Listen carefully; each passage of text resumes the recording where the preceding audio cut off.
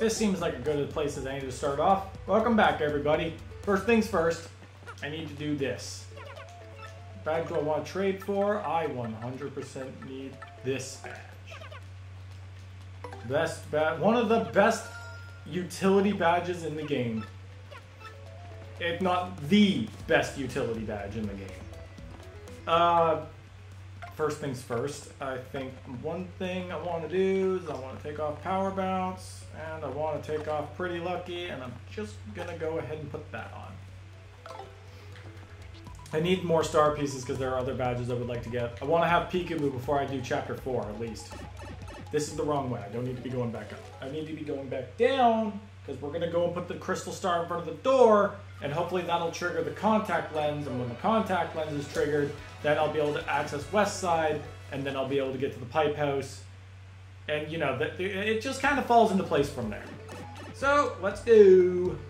Back down we go. I will admit that this game is definitely making it a lot easier to tell when I should and shouldn't just cut things out of the recording. There is a lot of backtracking. Alright, Mario, hold up that crystal star. All the lights. Honestly, I swear, this game is so well made. Like, I just love it. I love every aspect of it. I still can't believe that this is goddamn real. But am I ever glad that it's real? Like, honestly, of all the things... Well, okay, they've done a lot of remakes and ports over the time, but this is the one that means so much to me. Of course, there are other remakes that mean a lot to me, too. Like, the Superstar Saga remake was huge. Well, no, it was pretty huge, because, well, Superstar Saga was kind of a messy game in its overworld. Like, for the GBA, the overworld controls were an absolute mess. So the remake really helps out with that. The location for the crystal star has been recorded on your magical map. Let's go. Hey, Mario, look there. The next crystal star showed up on the map. But, I'm sorry, I don't have a clue where that is. Thumbs up. Good job, Koops. I think maybe we should take it to Professor Franklin and let him look at it. Oh boy, we get to do the thing again.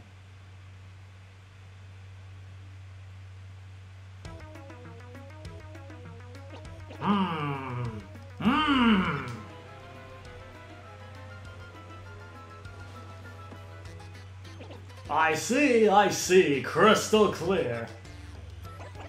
So, can you tell us where the next crystal star is or not? It's in the Boogly Woods, my friends. The second crystal star is inside a great tree there. A great tree in Boggly Woods, huh?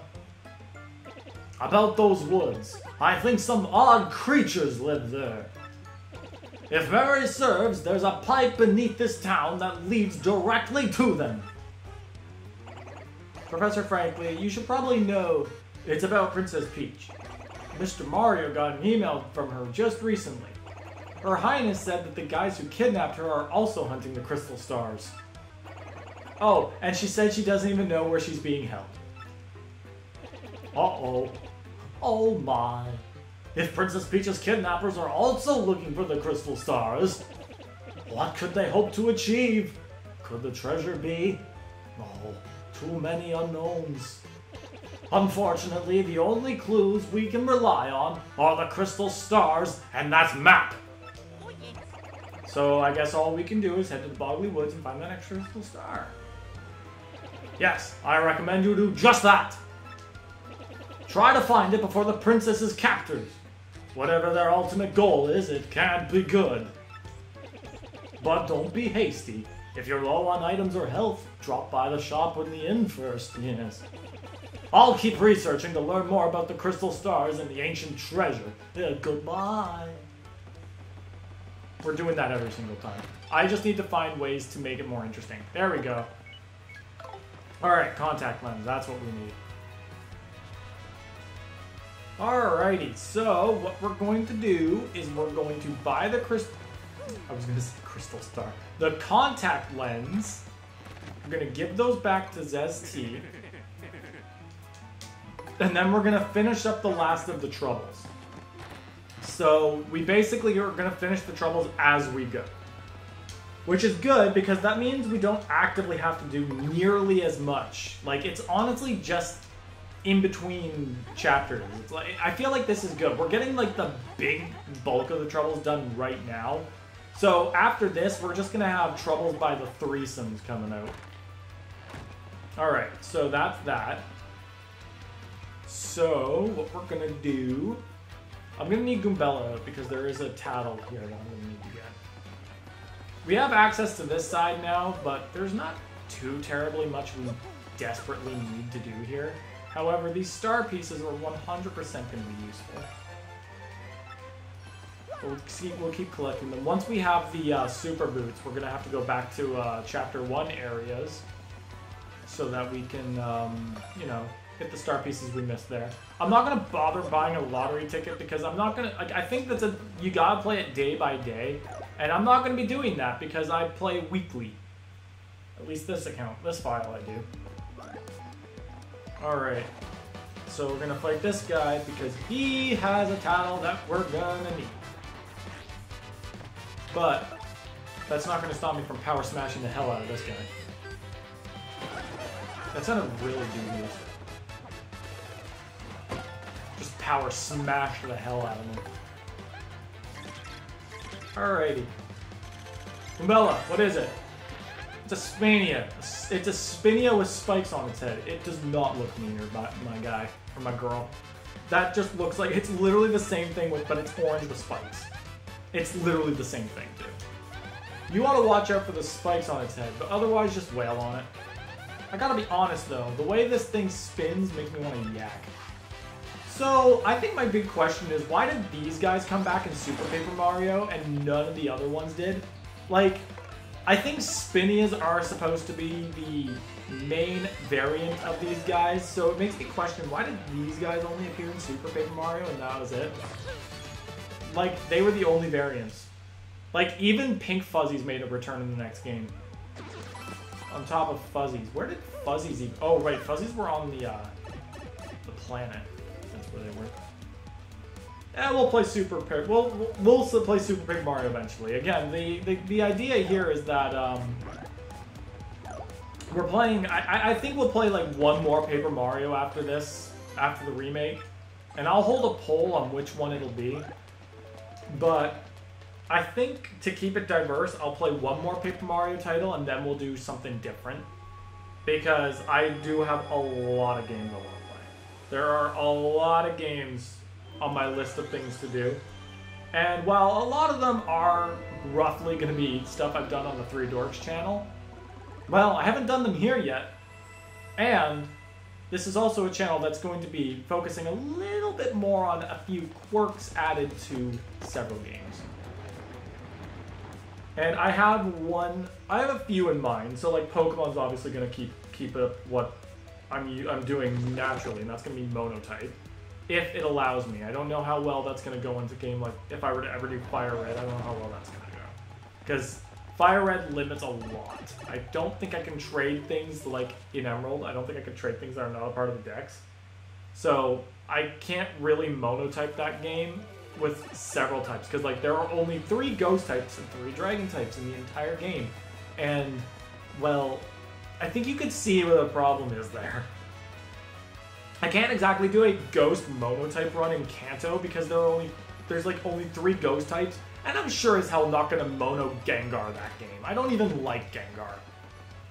Alright, let's finish off these last 2 troubles. Listen to me. Will someone please come and talk to me? Please? I'm waiting in the pink house in Petalburg. Sounds totally hideous. Well, we got this. Alright, friends, get ready for a lot of dialogue. But we're gonna kill 2 birds with 1 stone here, so don't you worry. Well, well, Murphy! You must have gotten my request. Good, good. Truth be told, I've been a touch lonely here with no one to talk to. Since you're here, why don't you relax with me for a bit? Indulge in an old Koopa. Oh, I tell you, to tell you the truth, I've got a few things to say about kids these days. Their tempers are too short for their own good, for one. Makes me want to give them a good stern finger wagging. You are old. Why, I was shopping at the Toad Bros Bazaar the other day, and I was trying to pay, and my coin purse was stuck closed, and the kid behind me said, "Hey, geezer, wanna pay so we can get out of here before the sun goes down?" Now, I may be a geezer, but sundown was clearly taking longer than I was. Clearly. Speaking of sundown, reminds me of dating the missus back before she was the missus. Always had to have her home by sundown, yes sir. Her pa was an absolute maniac. Yep, I'd keep my eyes on the sun and off the face of my missus. Gentlemanly, eh? Actually, it was sort of awkward. Kind of blinding, in a painful sort of way. Well, that's what you get for staring at the sun for so long. Hey, just thinking about it makes me feel awkward. Isn't that a grand memory? But that's not what I was talking about. Now, where was I? Oh, that's right, kids today. They know nothing of patience, I tell you. I want to stand up and yell, "Hey, punks, be more patient, right now." Isn't that a little ironic? Isn't that you being impatient with them?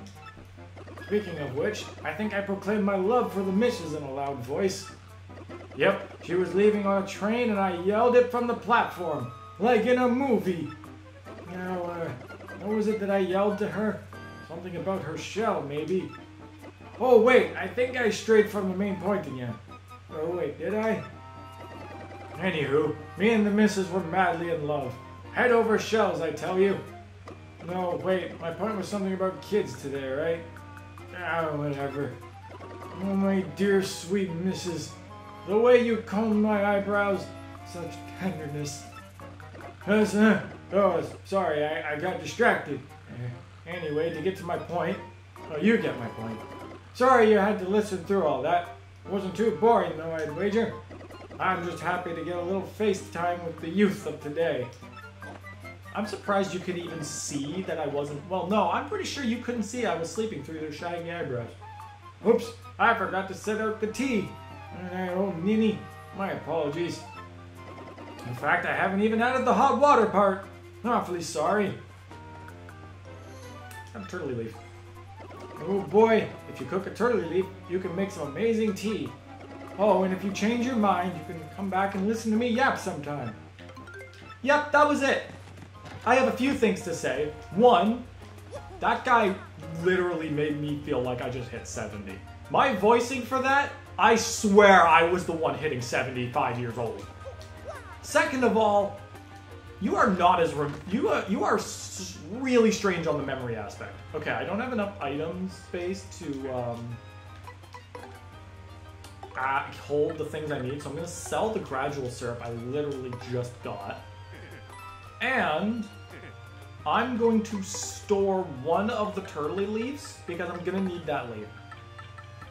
I'm also, actually, wait, I'm going to sell, hold on. I don't need this. I'm never going to need that. I don't sleep in inns. And I'm going to sell the point swap because I don't need that either. Alright. And to get the next trouble out of the way, I'm here to buy 5 courage shells because that's what the last trouble shop is gonna need. That being said, I don't think there's anything else I need here. I'm gonna buy this honey syrup because I'm gonna make a recipe out of that. But I think my main question right now is, I know I need a courage shell for a courage meal, but can I make that alone, or do I need something else to go with it?